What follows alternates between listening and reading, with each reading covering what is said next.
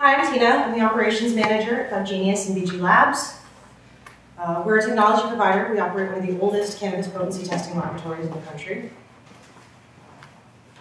I'm here today to talk about the different levels of CBD that are in different products. And in order to demonstrate that, I brought some Girl Scout cookies. The connection between the two might not seem obvious, but we'll get there. Before I go any further, I want to say thank you to Kara and everybody at the Femme Nuri team for putting on this event. Educational instances like this for the community are really important, especially in an industry like cannabis where there's a lot of misinformation. Some of that misinformation comes about as a result of the way that researchers have to go about getting the approval from multiple government agencies in order to conduct actual data-based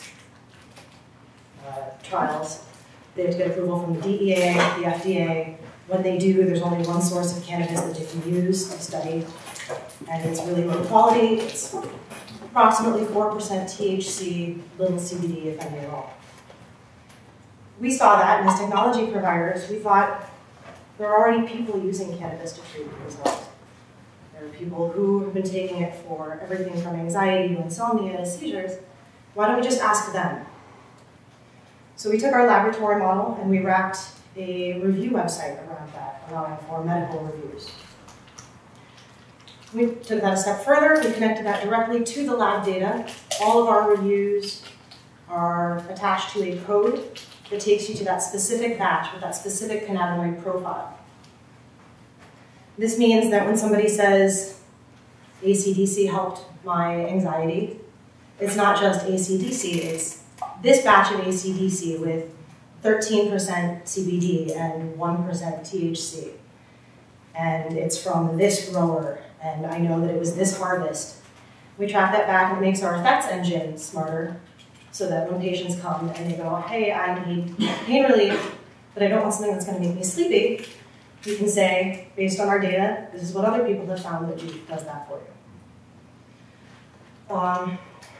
In the laboratory, we didn't see any CBD strains at all. We opened our doors in 2010 until mid-2011.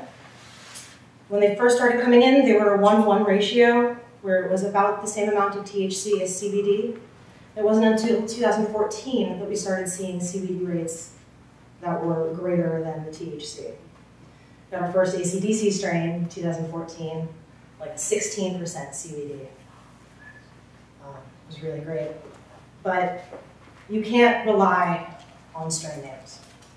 Because while we've seen AC/DC strains come in at 16, 17, 20% CBD, we've also seen them come in at 17% THC. The second highest CBD flower that we've ever tested in our lab was a Charlie Sheen OG, which, if you're familiar with strain names, you know that's generally 21, 22% THC.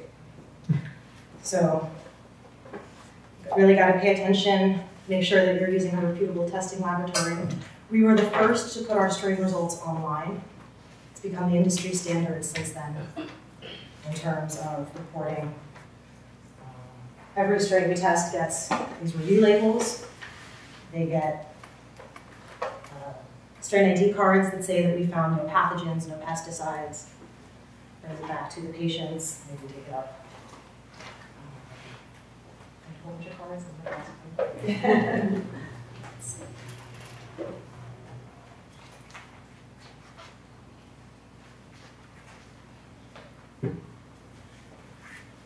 So what constitutes high CBD, moderate CBD, low CBD? We generally refer to anything that's got more CBD than THC as high CBD. That's anything from a 1:1 ratio up to some of these 17% CBDs with lower than 1% THC. Moderate would be anything that's from about 1% CBD and 10% THC, that flipped 10:1 ratio, up to double the THC to the CBD. Anything that's got less than a tenth the CBD, the THC, won't really have an effect. It may be enough to attenuate some of the psychoactive components of the THC, but it won't really be enough to give you the CBD benefit. In terms of edibles, we've seen on edible packaging cannabinoid ratios that don't relate at all to what we find in the cannabinoid, or in the edible itself. We just got one this week. It was a cookie. The package said 130 milligrams of CBD. We found 25.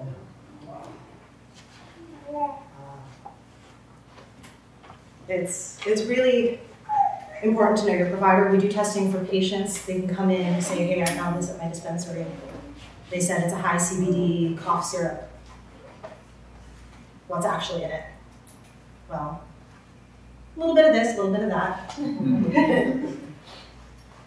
So how that relates back to the Girl Scout cookies? You may not know this. There are 2 manufacturers that produce cookies for the Girl Scouts of America.